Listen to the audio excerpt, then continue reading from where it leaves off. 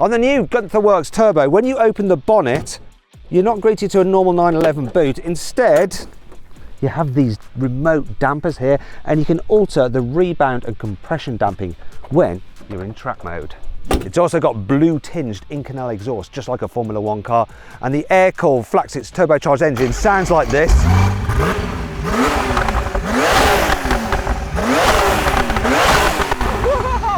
Oh, that's wild! There's a lovely exposed mechanism for the 6-speed manual gearbox. It's nice and tight. There's also this special button here which allows you to vary the power output from the 4-litre twin-turbo engine. I'm going to start off in comfort mode, and apparently I have 550 horsepower. So I am now going to launch it.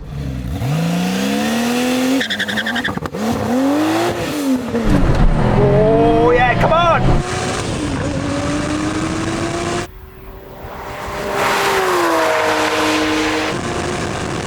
What's it going to do over the half mile? This is fast! Let's have a look at the numbers. It's going so fast, I was concentrating, I couldn't see them pop up. Right, what we got? 0 to 60 in 3.9 seconds. We have the quarter mile in 12.25 seconds and the half mile in 19.09 seconds with a trap speed of 141 miles an hour. Now let's go into sport mode. Oh God, right there. Something wrong with the brakes. Okay, we've got a problem. I've just pushed the brake pedal to the floor and I've got nothing. It's like the brakes have lost all compression, like something's just burst from the brakes. I'm glad that didn't happen on that run. This sort of freak failure can happen on any car, especially development prototypes like this one. They're specifically built to identify weak spots, so Gunther Werks can make the customer cars even tougher. I guess I helped them find a new one. Unfortunately, this meant I had to get the car fixed before I could do any more testing. And that brings me on to some annoying things about the Gunther Werks Turbo. If you go for the optional Aero pack, which includes this rear wing, you then can't open the engine cover fully to really show off your engine. Look, Nick, check out my engine, it's amazing.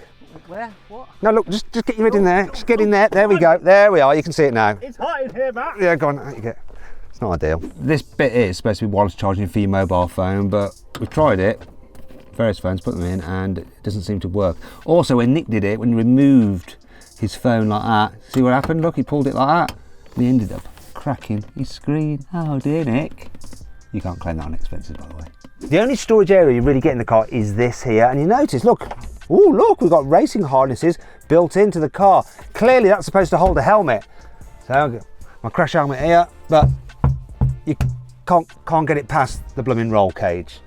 Really, it's only good for, look, just a rucksack for one person.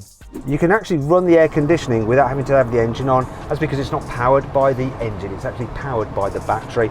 The downside of that is that if you forget to turn it off, you're going to end up with a flat battery, and that has actually happened to this car before. Not ideal. Another annoying thing about this car is that we couldn't fix the brakes that day on location, so it had to be shipped off again, get fixed, and here we are 2 weeks later, giving it another go. The problem was a damaged brake line, which to be fair can happen to any car, especially one that's driven hard like this has been. Now though, I am going to drive it hard because we need to continue with the performance testing, but before then you need to know what this car is all about. The Gunther Werks Turbo is a bit like the hit album Autobahn by Kraftwerk, which has been digitally remastered in Dolby Atmos. It's as though the band has gone back into the studio, re-recorded with a huge orchestra, then pressed out only 75 copies in gold instead of vinyl. The way this works is simple. You go and find yourself an old Porsche 911 993 generation, then you hand it over to Gunther Werks along with £1.7 million, and they turn it into this. Perhaps the biggest change on this car is to the engine. So Gunther Werks takes the 993's 3.6 litre naturally aspirated flat six, then they bore it out to 4 litres, change all the internals. They fit it with 2 great big turbochargers which have these lovely water to air intercoolers on them. They also give it a new air-cooled fan. Instead of it being mounted vertically like on the normal car, it's mounted horizontally like on Porsche's old racing cars. I mean, just look in the engine bay, it is exquisite, and the performance is impressive too. Speaking of which, let's continue with the performance testing. Right, so I'm launch it and time it from 0 to 60 over the quarter mile and over the half mile. This is what it did in comfort mode when it had 550 horsepower. Now I'm going to turn the dial point into sports mode, so we now have 650 horsepower. Here we go.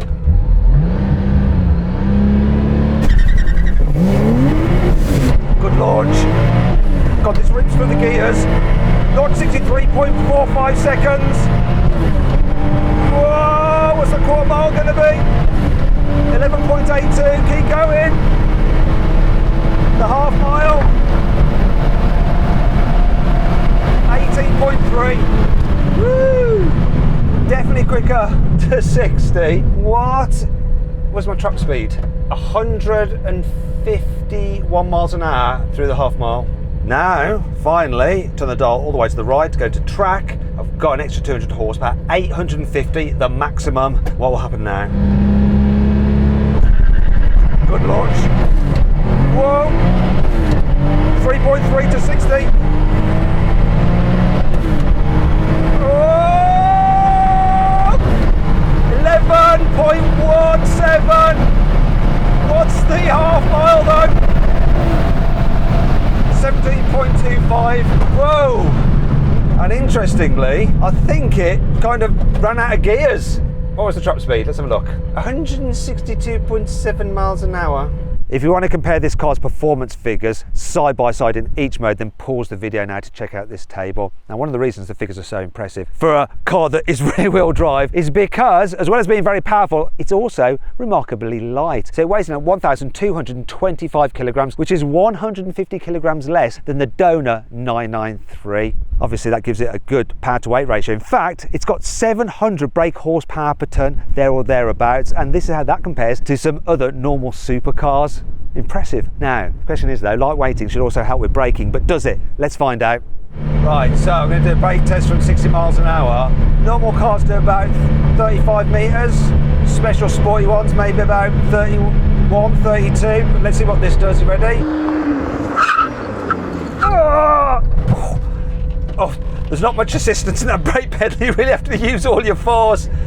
Okay, so 34 metres. It's decent. I think if I had a stronger leg, if it was racing driver Sam doing the braking, it'd have done better. But that's what this car's about. It's about feels, it's about rawness, and it's also about the way it makes you feel when you look at it. This car is absolutely stunning. I love it. Underneath the skin, you've got your normal 993 steel chassis, but Gunther Werks has widened the track front and rear so it matches that of a Porsche 911 993 turbo racing car. It's got so much presence and stance on it. Then what they've done though is covered it in all new carbon fibre body panels. Just look at it, everything's carbon fibre. Got proper carbon fibre aero down here as well. Huge vent in there for the radiators. But fortunately, unlike the 993, you've got modern headlights in it as well, so you'll be able to see well at night. Moving down the sides, you've got thicker, wider tyres than on a normal 993. You've got magnesium wheels. This car has the upgraded carbon ceramic brakes. Everything that you see, like vents and everything, they're all real. There's no fakery. We have intricate door mirror holders though. I'm not sure what's going on with this. It looks like this one's, and it's weathered a little bit. The one on the other side is actually fine. Anyhow, moving down the side, well, I say every body panel is all new and carbon fibre. On this particular car, because it's a prototype they've used for testing, they left the doors as steel. Apparently customer cars will have carbon fibre doors, but I don't think they should do that. They should keep the steel doors because you get that lovely old school Porsche clunk sound when you shut it. If it's a light carbon fibre door, you're not going to get that. Anyhow, here on the rear haunches, unlike the normal 993 turbo, which has a little air vent there, you've got this big scoop like on a 991 or a 992, and the hips on this car are just so sexy, aren't they? You can tell I love it. I probably won't have it with the wing though. I'll go for the ducktail spoiler, but here around the back, obviously they've redone the tail lights as well. It just blends the old with the new perfectly, and the same applies to the inside. Now, if you understand a bit about Gunther Werks, you'll understand more about this car and what they've tried to go for. So the founder, Peter Nam, owned a car accessory company that does things like alloy wheels and carbon fibre body bits and stuff like that. And then he set up Gunther Werks to do projects such as this. And that's why they focus mainly on things like carbon fibre. So rather than like loads of leather, it's all about lots of carbon, and it is really nice. quality carbon fibre that just looks so natural in this car. Now, as you can see, it looks like a normal 911, just modernised and new. So you still have the crazy dials, which you have to look around the steering wheel to see. But the way it's been built with like the lovely leather, the lovely carbon fibre, these door pulls, which obviously you didn't get on a normal 993, just feels so good, so well made, but suit the car very well. And the colour choice as well, with just flashes of gold here, such as on these dials here. The feel of the switches for the suspension control there, where you can go from soft, medium or hard setting. Everything just feels lovely. And oh, the switch gear as well. Yeah, you have the same mechanism for opening the glove box, which is kind of funny. The normal design of the stereo here, but you've got the latest Porsche communication system in it. They're retro design. You can fit to any 993 or old air-cooled car as well. I love the seats. I've got to say, these seats are so comfy yet so supportive, and they look brilliant. And I love this two-tone effect. There is only one slight complaint I have with this car, and I've been looking around it trying to find fault with it, and it's just here. Just that bit of stitching there seems to just wander in ever so slightly by a millimetre or two. I guess this is a pre-production car, isn't it? This is not a customer car, so probably excuse them with that. But other than that, nothing. It's just so glorious. Yeah, it's a bit of me, this. But would you be better off spending this kind of money on something more modern rather than a resto mod like this? I don't know. I need to drive it to find out. I've got to say, I do not feel like I'm driving something that costs 1.7 million. And I don't mean that in a negative way, I mean it as a compliment, because I'm in an old 911, small compact car. I'm not intimidated. I just feel like free to enjoy it, because actually when you think about it, everything about this does feel expensive. The gear shift feels expensive. The engine, the way it pulls, feels expensive. Everything you touch and look at feels expensive. It really is quite a bit of a mind, really. And then once you've dealt with all of that, you're just like, oh, I'm just going to get on and enjoy it. And because it's small and compact, you really can have some fun in this car. Whee! The steering, it's meaty and feels something lovely.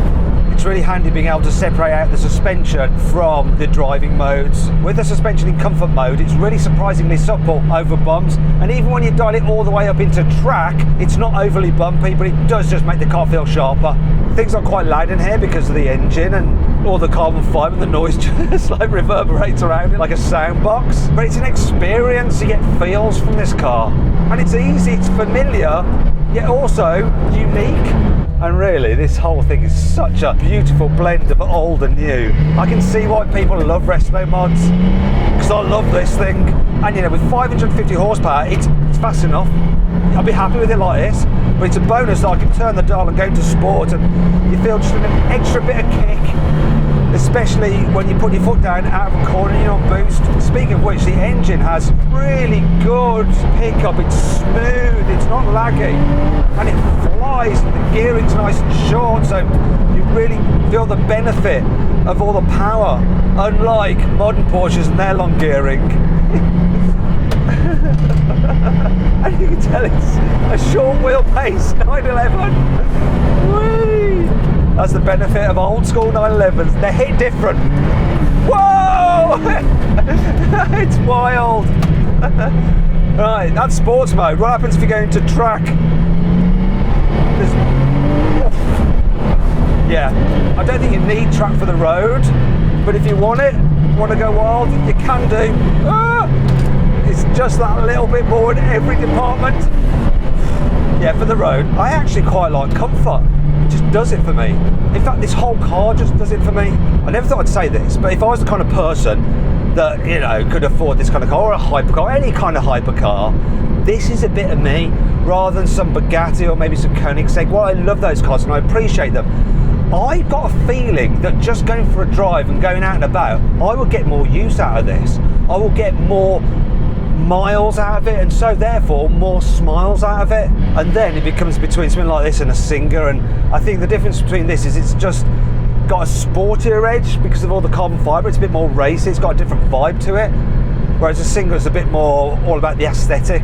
It's like if Pagani did a 911, but this in some ways is more in keeping with a 911, which is functional, well built, and just pure driving thrills.